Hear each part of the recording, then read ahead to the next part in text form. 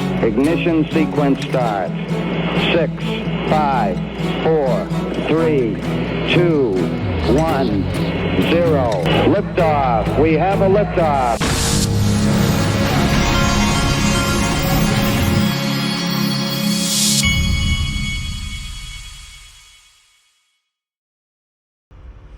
Hey everybody, this is the Digital Asset Investor, and this quote is one of the first things I saw this morning, and it struck a nerve with me because I tell my son this kind of stuff all the time. Stop watching how everybody else is living and lock in on you, build you up. I tell my son this all the time. 99.9% of the population, they spend all their time worrying about what other people are doing. And this is Loserville, I'm here to tell you, because winners, this is what winners do. They focus on winning. Losers focus on winners. In other words, and you see this on, oh boy, do you see it on the X platform. Everybody trying to take shots at everybody. It's like a constant thing. Everybody's taking shots at everybody. But if they ever just stopped for 1 second and said, hey, let me focus on me and being the best me that I can be, they'd be shocked by what they could accomplish by focusing their energies on bettering themselves instead of trying to drag down people that they're envious of, or many other reasons I guess they would have. But I told my son, I said, if you want to be a pitcher at the highest level, I can promise you that worrying about what some other pitcher is doing is not going to help you. You worry about learning to pitch the best you can pitch, and everything will happen good for you. But stop focusing on what everybody else is doing. That's what losers do, period. Check this out. Google's going to allow Bitcoin ETF advertising starting today, revising its policy after SEC approved 10 spot Bitcoin ETFs. You have to wonder, folks, I'm sitting here sipping my coffee. You have to wonder if this right here was part of the plan to trigger this market as we approach the Super Bowl. More on the Super Bowl here in a little bit, by the way, because there is a strange conspiracy that's going around. All right, check this out. This is about the Evergrande real estate company in China. This could be huge. Property developer China Evergrande Group has been ordered to liquidate by a court in Hong Kong and owes more than $250 billion in liabilities. Here's Helen Ann with more. Well, look, Evergrande is really the poster child for the crisis in China's property market. Today, a very big day for that company and for China's economy more broadly. It is the world's most indebted property developer. It was once extremely successful here in mainland China, but it followed this model of excessive growth that China followed for many years. Lots of borrowing, vast building, until a couple of years ago, China's government became quite uncomfortable about the huge amount of debt these various property companies had accrued, and essentially said enough's enough, and companies like Evergrande ended up defaulting on these huge debts. Now, this court case was brought in a court in Hong Kong by Evergrande's foreign investors, and it's been rumbling on for a while now, over a year and a half. Essentially, Evergrande repeatedly able to buy more time. But today, a judge in Hong Kong essentially said, enough's enough. You have not brought forward good enough restructuring proposals, and we're going to move to put a liquidation order on you. It essentially means all of Evergrande's assets can be seized and the money paid back. It will have huge implications in China's financial markets. It could prove a test case for many other developers that have essentially been facing these difficulties. But whether it's actually seen through and the impact on Chinese people, still a little bit uncertain. And that's because, although, of course, Hong Kong officially part of China. Okay, folks. The question we have to ask ourselves is, are we watching China's Lehman moment? Because if we are, this thing could cascade.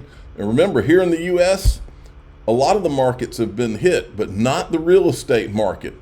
And I was telling my wife just the other night, you can't have a real estate market where interest rates are doubled so that people that are buying homes, all of a sudden their mortgage payment is twice what it was but that's not reflected in the prices of the homes, prices of the real estate coming down. The prices of the real estate have not moved, but we've doubled the interest rate. I smell the financial crisis. I was there, folks. I know exactly what it's like. And boy, am I having flashbacks here. Now, this is a rumor. Tether, there's been rumors going around for a while that Tether holds a lot of Evergrande bonds, and a lot of people are like, oh, well, that's a rumor. Okay, well, show what you hold, Tether. I mean, look, and if I'm wrong here, folks, maybe they've updated things where you can go and look at everything they hold, and if they have, great, good for them.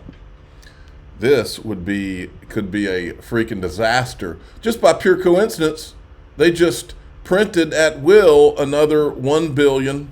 Remember, Tether's in the money printing business, and for some reason, they've been left alone from day one. Go figure. Now, those of you that say, oh, well, they're not in the U.S., the U.S. government can't go after them, ask CZ Binance if they can go after them. Okay, I'm getting a notification here. Let's see. Okay. All right, got that. Moving along.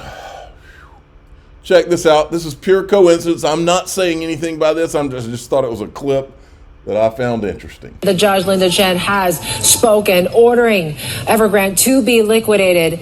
This is obviously something that we were expecting, coming today, and probably the most prominent symbol, this company so far when it comes to the real estate crisis. And so certainly we'll see what sort of ripple effects this may lead to, what sort of ripple effects.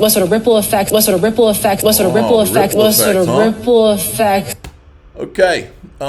Then we've got this Bitcoin having price predictions. These price predictions range from ARK Invest has been the boldest at 1.5 million all the way down to Bloomberg's 100,000. I don't even know who half of these are. Isn't Matrixport the same company that was in that controversy a while back where they put out some doubt about the Bitcoin ETF the day before or something? Isn't that the same company? Anyway, this is an interesting clip I saw going around from Stefan Thomas, previously of Ripple.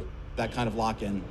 I often like to compare Ripple to Cisco, because Cisco, they didn't need to own TCP/IP. They didn't need to make it proprietary. They benefited plenty by being the best vendor for sort of enterprise-grade routers. And so what we want to be is like the best vendor for enterprise-grade routers for money. And we want P to be the best asset for routing money. And so at the height of the internet boom, actually became the largest company in the world by market cap, just to give you an idea of how big of an opportunity that could be. And so for us, that's plenty big. And in fact, if we didn't pursue this kind of strategy, if we pursued a strategy like, let's say the Bitcoin maximalists, where you're trying to get everyone to use your particular currency and your thing, then the risk that you're taking is that some other interoperability solution does come out, and then other people are optimizing their solutions for that world,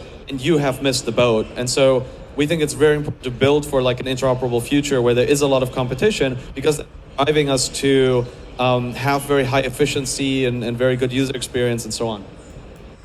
Okay, and then right here, XRP crypto. Well, XRP and crypto overall has been boring lately. Now, folks, this is there's been there's drama. I can't even tell you how many times I've seen this. Every time the market either goes down or it's down for a while, people get bored, they get frustrated, they get all this, and that's when all the naysayers come out. That's when all the drama starts. And I heard there was a bunch of drama this weekend. It was related to this. Validators depart as Ripple Dev proposes changes at the XRP Ledger Foundation, sparking controversy. This is creating discussion around XRPL governance. Is Ripple trying to take over. Tons of drama. Do I sit around and worry about all this stuff? No, I do not. I've been sitting here for a long time, and I've seen all of this stuff. I've seen how all the stuff gets started, and I've seen it all, folks. Ripple just went through 3 years of a lawsuit, spent over $200 million, defeated the SEC. Their biggest holding of anything on the planet is XRP, to the tune of billions of dollars. Like Brad Com says, I'm putting my pennies next to their whatever. I feel pretty good about my XRP holdings. XRP addresses have nearly doubled, marking a whopping 170% surge since 2020, with XRP ledger adoption on the rise. Over 5.02 million active wallets now holding a balance above zero. This month alone, almost 6 million transactions between wallets were recorded. XRPL activity is hitting new highs.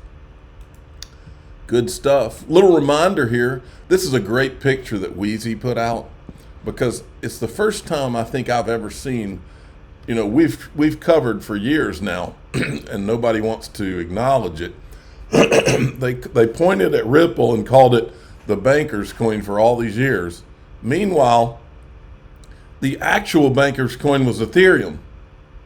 In fact, there's even a YouTube channel that does nothing but talk up Ethereum, and they go by the name Bankless, which they need to change because it is the banker's coin. In fact, we have video, and you don't even need the video. Here's a picture. That's Amber Baldette, who was building the JP Morgan blockchain. She was in charge of it. Here she is sitting with Vitalik Buterin, and it was Consensus and the Enterprise Ethereum Alliance. It was Consensus and JP Morgan that headed up the creation of the Enterprise Ethereum Alliance, folks.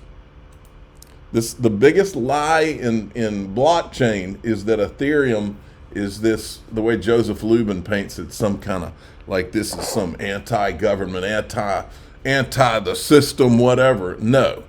They've been working with JP Morgan. They had Goldman Sachs programmers there before the launch. Andreessen Horowitz was there. We've documented it all with video. Completely crap, this idea that Ethereum is somehow this anti-bank movement. Now, I showed this yesterday. This is a lawsuit that Joseph Lubin and Consensus are in with a guy that claims to have created MetaMask, and I asked Stephen Narioff if he knew anything about it.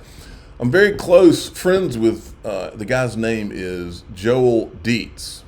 I'll give him a follow. We were both at Ethereum in 2014. I believe Joel's claim as co-founder of MetaMask. Joel is brilliant and honest. Lubin is stupid and crooked. Lubin is, his words, Lubin is trying to write him out of its history, just like he did with me and Ethereum.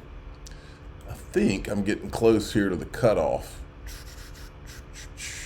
Okay, this is from General Mike Flynn. He says, from the beginning, this war has been all about filling the pockets of corrupt U.S. congressmen and U.S. senators and others running the halls of WDC. If we don't end this soon, the United States is doomed like other empires throughout world history. It's talking about this, all the money they've been just blowing into the Ukraine. And I retweeted that and I said, so was FTX. That's what I believed for a long time. FTX was set up for the purpose of laundering money. That's what I think. Now, let me, I think I'm going into the group now. I'm going to go into DAIXRP.com. There is a strange conspiracy theory about the Super Bowl, which I think is at a minimum partially not a conspiracy theory. We don't know to what extent. We don't know how we do have a pretty good idea of how twisted our world is now. But one thing I know is that there are no coincidences. I'm the digital asset investor. I'm not an investment advisor. This is for entertainment purposes only. Please subscribe, hit the like button, tell your friends and family. There are no coincidences, folks. And I think that this strange conspiracy has to be largely true. And I'll show you why I think so. All right, here we go.